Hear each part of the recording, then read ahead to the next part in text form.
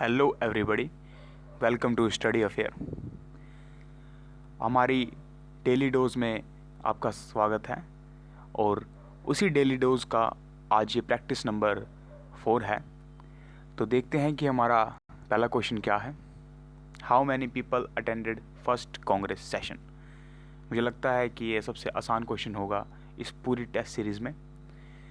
तो इसका डायरेक्ट सीधा सा आंसर है 72। फैक्चुअल क्वेश्चन है ये। 1885 में पहली जो कांग्रेस की मीटिंग हुई थी और उसका अध्यक्ष था WC बनर्जी और बम्बई में हुआ था वो सेशन। तो इसका आंसर है बी यानी कि 72।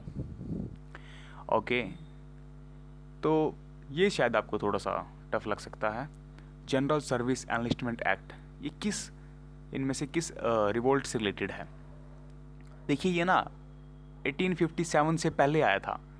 उस टाइम क्या था कि जो हिंदू थे उनमें एक अवधारणा थी कि आपको समुद्र पार नहीं करना। जो आदमी समुद्र पार कर लेता था और उसके बाद वापस आता था तो उसका शुद्धिकरण किया जाता था, उसे फिर से धर्म ग्रहण करना पड़ता था, तो इसे पाप माना जाता था समुद्र को पार करना।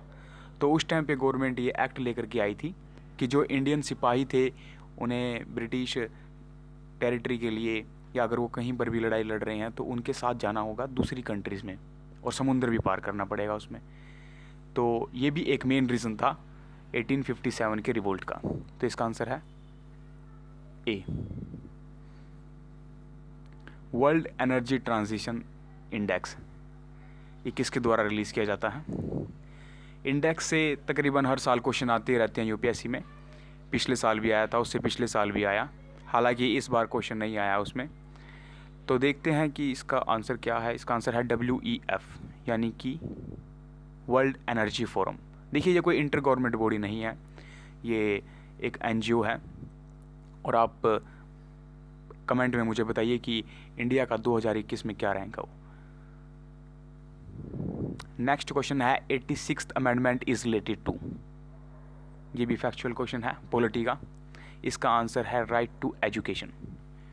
देखिए राइट टू एजुकेशन ना, ये जब इंट्रोड्यूस किया गया तो 2 से 3 पार्ट थे हमारे जिसके अंदर बदलाव आया।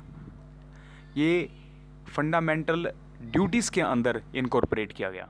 हालांकि DPSP में भी इसका जिक्र है और फंडामेंटल राइट्स में भी। तो क्वेश्चन आता है तो इन तीनों में ही आएगा। अगर क्वेश्चन आ जाए ना कि जब राइट टू एजुकेशन लाया गया तो चेंज किस किस में हुआ, तो इन तीनों के अंदर बदलाव हुआ था। तो इसका आंसर फिर फंडामेंटल राइट, DPSP और फंडामेंटल ड्यूटीज़ भी आएगा। फिलहाल इसका आंसर बनता है right to education, C। Okay, next question देखते हैं। Indian judiciary is an example of. देखिए ये काफ़ी टफ क्वेश्चन है मेरे हिसाब से, एक सोचने वाला। अगर आपका कंसेप्ट क्लियर है तो ही आप इसको जवाब दे सकते हैं। पहला है इंडिपेंडेंट जुडिशरी। आप लोगों को लगेगा बिल्कुल सही है, इंडिया की जुडिशरी तो इंडिपेंडेंट है, पर ये पूरी तरीके से भी सत्य नहीं है। अगर आपको इंडिपेंडेंट जुडिशरी देखनी है ना तो फिर USA में जाइए। USA की जुडिशरी को इंडिपेंडेंट कहा जाता है। इंडिया की जो जुडिशरी है ना वो इंटीग्रेटेड है, मतलब आपस में जुड़ी हुई है। सुप्रीम कोर्ट, हाई कोर्ट, जो डिस्ट्रिक्ट कोर्ट है वो आपस में जुड़े हुए हैं।